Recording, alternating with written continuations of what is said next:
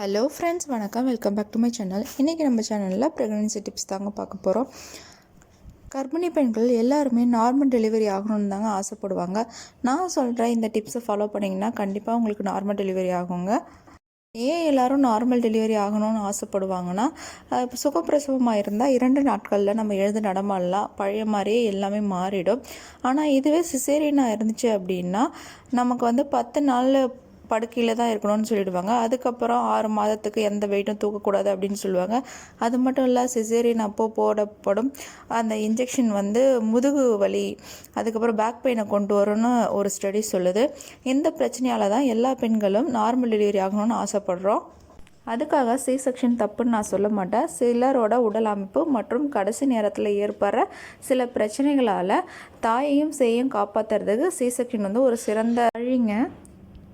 சரி, வாங்க என்னென்னலாம் நம்ம பண்ணோன்னா ஈஸியாக பெயினே இல்லாமல் நார்மல் டெலிவரி ஆகும் அப்படின்றத பார்க்கலாங்க. முதல் விஷயம் பார்த்திங்கன்னா, ரொம்ப ஆக்டிவாக இருக்கணும், நல்லா வாக்கிங் போகணுங்க. அதுவும் 7 மந்த்துக்கு அப்புறம் பார்த்திங்கன்னா நல்லா வாக்கிங் போகணும். ஒரு 1 ஹவர் வரைக்குமே நீங்கள் வாக்கிங் போனீங்கன்னா அந்த கால்கள் இடுப்புகளில் உள்ள தசைகள் நல்லா சுருங்கி விரிவடையும். அதுக்கப்புறம் டெலிவரி அப்போ அது நல்லா ஓப்பன் ஆகிறதுக்கு ரொம்பவே உதவி செய்யுங்க. அது மட்டும் இல்லை, சில ப்ரெக்னன்சி அந்த எக்ஸசைஸும் இருக்குது, அதையும் நீங்கள் பண்ணுங்கள்.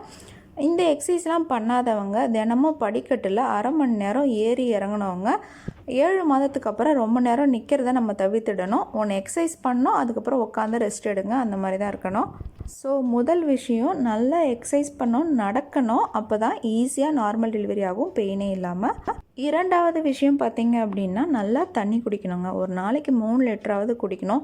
அப்படி குடிக்கும் பொழுது தான் நம்ம கருப்பையில் இருக்கிற அந்த வாட்டர் மெஷர் பண்ணுவாங்க பார்த்திங்களா, ஒரு தடவையும் ஸ்கேன் எடுக்கும்போது மெஷர் பண்ணுவாங்க. அது கரெக்டாக லெவலில் இருக்கும். அந்த லெவலில் இல்லைனாலும் சிசேரியன் ஆகிறதுக்கு அதிக வாய்ப்புகள் இருக்குங்க. அதனால் கர்ப்பப்பையில் இருக்கிற அந்த நீரை கரெக்டான அளவில் தக்க வச்சுக்கணும். அதுக்கப்புறம் ரொம்ப ரொம்ப முக்கியமான விஷயம், 5 மாதத்துக்கு அப்புறமா பப்பாளி, பைனாப்பிள், அதுக்கப்புறம் மாம்பழம்லாம் கண்டிப்பாக சாப்பிட்ணுங்க. நம்ம ஊர்லலாம் சொல்லுவாங்க, மாம்பழம் பப்பாளிலாம் கண்டிப்பாக நீங்கள் தவிர்த்துடணும்னு. ஆமாம், உண்மை தான். அது முதல் 3 மாதங்களும் கடைசி மாதத்துலேயும் நீங்கள் தவிர்க்க. ஏன் அப்படின்னா, இந்த 3 பழங்களில் மட்டும்தான் ப்ரோமிலைன் அப்படின்ற பொருள் இருக்குங்க. இது கருப்பு வாயில் ஏற்படுற அந்த பாதிப்பை நீக்கி மென்மையாக்கும். அதனால் நம்மளுக்கு ஈஸியாக சுகப்பிரசவம் ஆகுங்க. அதனால் கர்ப்பிணி பெண்கள் 4வது மாதத்துலேருந்து 8வது மாதம் வரையும் இந்த பழங்களை தவறாமல் சாப்பிட்ணுங்க. 9வது மாதம் கண்டிப்பாக சாப்பிடக்கூடாதுங்க. முதல் 3 மாதமும் சாப்பிடக்கூடாது. ஏன்னா இந்த 3 பொருளும் ஹீட்டு, அதனால் கருக்கலைப்பு ஏற்பட அதிக வாய்ப்புகள் இருக்குது. ஆனால் 9வது மாதம் சாப்பிட்டீங்க அப்படின்னா முன்னாடியே குழந்தை பிறக்க அதிக வாய்ப்புகள் இருக்குங்க. சுகப்பிரசவம் ஆகணும் அப்படின்னா கண்டிப்பாக இந்த பழங்களை நீங்கள் அவாய்ட் பண்ணாமல் சாப்பிடுங்க. சொன்ன அந்த கண்டிஷனையும் ஞாபகம் வச்சுக்கோங்க. அதுக்கு அடுத்த விஷயம் நம்ம பார்க்க போகிறது, அதிகமாக மாதுளம்பழம் சாப்பிட்றவங்களுக்கு சுகப்பிரசவம் ஆகுதாங்க.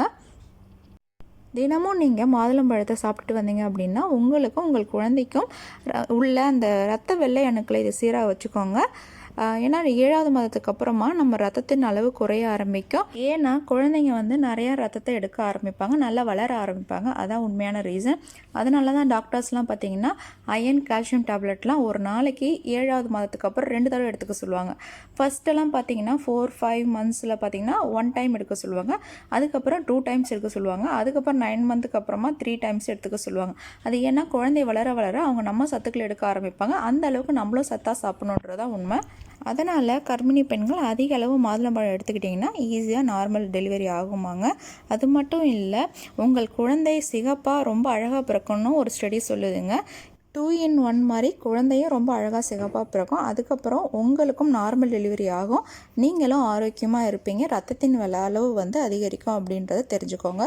4வது விஷயம் ரொம்ப ரொம்ப முக்கியமான விஷயங்க. ரொம்ப கூலாக ரிலாக்ஸாக இருக்கணும். எந்த ஒரு டென்ஷனையும் நீங்கள் மைண்டுக்கு எடுத்துகிட்டே போகக்கூடாதுங்க. நீங்கள் டென்ஷனாக இருந்தீங்கன்னா கண்டிப்பாக நார்மல் டெலிவரி ஆகிறதுல பிரச்சனை இருக்குது. ஸோ ரொம்ப ஹாப்பியாக இருக்கணும். உங்களையும் சரி, உங்களை சுற்றி இருக்கிற அந்த என்வரான்மெண்ட்டையும் நீங்கள் ரொம்ப சந்தோஷமாக வச்சுக்கணும். ஏன்னா நான் ஏற்கனவே ஒரு வீடியோவில் சொல்லியிருப்பேன், நீங்கள் சந்தோஷமாக இருக்கணும், உங்களை சுற்றி ஒரே பாசிட்டிவ் எனர்ஜி இருந்தால் மட்டும்தான் உங்கள் குழந்தை ரொம்ப அறிவாளியாக பிறக்கும் அப்படின்றது. அந்த வீடியோவும் நான் டிஸ்கிரிப்ஷன் பாக்ஸில் கொடுக்குறேன், போய் பாருங்கள். பார்க்காதவங்க கண்டிப்பாக பார்க்கணும். அது ரொம்ப இம்பார்ட்டண்ட்டான வீடியோ. நாம் செய்கிற சில அறியாத தவறுகளால் குழந்தைக்கு நிறைய பாதிப்பு ஏற்படும். அதனால் முடிஞ்ச வரைக்கும் நீங்கள் ரொம்ப ரொம்ப சந்தோஷமாக இருங்க. அது குழந்தை வளர்ச்சிக்கும் நல்லது, உங்களுக்கும் நார்மல் டெலிவரி ஆகுங்க. உங்களை ரிலாக்ஸாக வச்சுக்கணும் அப்படின்னா நிறையா மியூசிக் கேளுங்க, உங்களுக்கு பிடிச்ச விஷயங்களை பண்ணுங்கள், ட்ராயிங் பண்ணலாம். சில பேருக்கு வந்து இயற்கையாகவே சில டேலண்ட் இருக்கும், அதை நீங்கள் பண்ணும்பொழுது உங்களுக்கு பிறக்க போகும் குழந்தை அந்த டேலண்ட்டோட வருங்க. என்னோடய பாப்பா என்னோடய வயிற்றில் இருக்கும் பொழுது நான் அப்படி தான் நிறைய ட்ராயிங் பண்ணுவேன். இப்போ பாப்பாவுக்கு பார்த்திங்கன்னா நிறைய ட்ராயிங்கில் இன்ட்ரெஸ்ட்டு, பெயிண்ட் பண்ணுறது அந்த மாதிரி இருக்காங்க. ஸோ அம்மா செய்கிற விஷயங்கள் அப்படியே குழந்தைக்கும் வரும். அதனால் உங்களுக்கு பிடிச்ச விஷயங்கள் நீங்கள் செஞ்சிங்கன்னா அந்த விஷயங்கள் குழந்தைக்கும் பிடிக்க அதிக வாய்ப்புகள் இருக்குது. 5வது விஷயம் பார்த்திங்கன்னா, நார்மல் டெலிவரி ஆகணும்னா டெய்லியும் தூங்க போகிறதுக்கு முன்னாடி, குறிப்பாக 6-7 மாதத்துக்கு அப்புறமா தூங்க போகிறதுக்கு முன்னாடி நல்ல இளஞ்சூட்டில் வந்து நம்ம குளிக்கணுங்க. அதுவும் உங்களோட இடுப்பு பகுதிகளில் நீங்கள் தண்ணியை ஊற்றணும். ஊற்றிட்டு குளிக்கும்போது இன்னும் நல்ல நிம்மதியான தூக்கம் வருங்க. அதுக்கப்புறம் அந்த பேக் பெயின் எல்லாம் எதுவுமே இருக்காது. ஏன்னா நீங்கள் வாக்கிங் போகிறப்பெல்லாம் ரொம்ப வலிக்கும், அடிவயிறு வலிக்க ஆரம்பிக்கும். இதெல்லாம் குழந்தை வெயிட் அதிகரிக்க இந்த பெயின்லாம் வரும். அது எல்லாத்தையுமே இது சரி பண்ணி நிம்மதியான தூக்கத்தை கொடுக்கும். அது மட்டும் இல்லை, நார்மல் டெலிவரிக்கு ரொம்பவே உதவி செய்யுங்க. அப்படி நீங்கள் குளிக்கும் பொழுது குளிக்கிறதுக்கு முன்னாடி விளக்கெண்ணெய் இருக்கு இல்லையா, அது அப்படி இல்லைன்னா ஆலிவ் எண்ணெய், அதை வந்து வயிற்றோட பகுதிகளில் நல்லா தடவிட்டு மசாஜ் பண்ணிவிட்டு அதுக்கப்புறம் நீங்கள் அந்த இளஞ்சூடான தண்ணியில் குளிச்சிங்க அப்படின்னா அந்த ஸ்கின்னெல்லாம் வந்து தளர்ச்சி அடையும். அதுக்கப்புறம் ஏதாவது மன அழுத்தம், டென்ஷன் இருந்துச்சு, சோம்பலாக இருந்துச்சுன்னா அதெல்லாம் சரியாகுங்க. அதுக்கப்புறம் அந்த டெலிவரிக்கு அப்புறமா வர்ற அந்த ஸ்ட்ரெச் மார்க் இருக்கு இல்லையா, அதெல்லாம் வராமல் தடுக்குங்க. இந்த மாதிரி மசாஜ் பண்ணும்போது கம்மியாக இருக்கும், மோஸ்ட்லி வந்து தெரியவே தெரியாது. 6வது விஷயம் பார்த்திங்கன்னா, நிறையா கஷாயம் குடிக்கணுங்க. நம்ம வீடியோவை தொடர்ந்து பார்த்துட்டு இருந்தீங்கன்னா எல்லாருக்குமே தெரியும், நம்ம வீடியோவில் ப்ரெக்னன்சி கஷாயம்னு 7 நாளைக்கு 7 கஷாயம், சுகப்பிரசவ கஷாயம், அதுக்கப்புறம் வந்து கை கால் வீக்கம் இருக்கும். சில பேருக்கு 7 மாதத்துக்கு அப்புறம் யூரின் போகிற பிரச்சனை வந்து கை கால்லாம் வீக்கமாக இருக்கும், ரொம்ப பெருசாக இருக்கும். நம்மளே செப்பல்லாம் பத்தாது, ட்ரெஸ்ஸு பத்தாது, அது எல்லாமே வந்து சரியான நீர் போகாமல் இருந்தால் அந்த மாதிரி பிரச்சனை வரும். அது எல்லாத்துக்குமே கஷாயம் இருக்குது. இந்த கஷாயங்களை நீங்கள் குடிக்கும்பொழுது உங்களுக்கு நார்மல் டெலிவரி ஆக அதிக வாய்ப்புகள் இருக்குங்க. குறிப்பாக சீரக கஷாயம், சூழரிசி கஷாயம் இதை குடிச்சிங்கன்னா 100% உங்களுக்கு சுகப்பிரசவம் ஆகுங்க. நான் ட்ரை பண்ணி எனக்கு நடந்தது தான் நான் உங்களோட ஷேர் பண்ணுறேன். என்னோடய சொந்த எக்ஸ்பீரியன்ஸு தாங்க நான் சொல்கிறேன். ஜீரக கஷாயம் எப்படி பண்ணணும்னு பார்த்தீங்கன்னா, 1 டம்ளர் தண்ணி எடுத்துகிட்டு அதை நல்லா கொதிக்க வச்சு அதில் 1 டேபிள் ஸ்பூன் ஜீரகத்தை போட்டு 1/2 டம்ளர் ஆகிற வரைக்கும் கொதிக்க வச்சு கூட வந்து இனிப்புக்கு பனங்கல்கண்டு அப்படின்னா நாட்டு சர்க்கரை சேர்த்துக்கலாம். அப்புறம் வந்து கருப்பட்டி, இதில் ஏதாவது ஒன்று சேர்த்து காய்ச்சி ஆற வச்சு குடிங்க. அப்படி குடிக்கும் பொழுது நம்மளுக்கு ஈஸியாக நார்மல் டெலிவரி ஆகும்.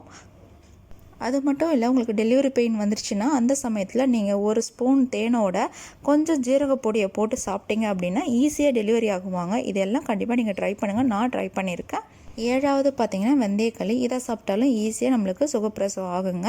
இந்த வெந்தயக்களியை எப்படி செய்கிறதுன்னு பார்க்கலாம். ஒரு 1/2 டீஸ்பூன் வெந்தயம் எடுத்துக்கோங்க, 1 டீஸ்பூன் அரிசி எடுத்துக்கணும், கூட 4 இல்லைனா 5 வெள்ளைப்பூண்டு எடுத்துக்கணும். இது எல்லாத்தையும் நல்லா வேக வச்சு குழைய வச்சு களி போல் செஞ்சு அதை சாப்பிட்ணுங்க. மிதமான சூட்டில் சாப்பிடுங்க. இப்படி நீங்கள் வாரத்துக்கு 1 முறை சாப்பிட்டுட்டு வரும்பொழுது ஈஸியாக நம்மளுக்கு சுகப்பிரசவம் ஆகும்னு சொல்கிறாங்க. இந்த டிப்ஸ் எல்லாம் நீங்கள் பயன்படுத்திட்டு வந்தீங்க அப்படின்னா உங்களுக்கு எளிமையாக வலியே இல்லாத நார்மல் டெலிவரி ஆகுங்க. அவ்வளோதான் ஃப்ரெண்ட்ஸ், இந்த வீடியோ தொட முடியுது. இந்த மாதிரி இன்ட்ரெஸ்டிங்கான ரொம்ப யூஸ்ஃபுல்லான வீடியோஸ் வேணும் அப்படின்னா நம்ம சேனலை சப்ஸ்கிரைப் பண்ணி வச்சுக்கோங்க.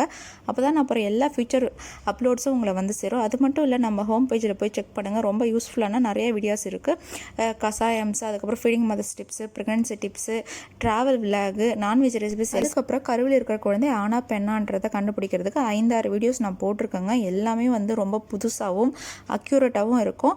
ஸோ நீங்களும் ட்ரை பண்ணி பாருங்கள். பாய், தேங்க்யூ.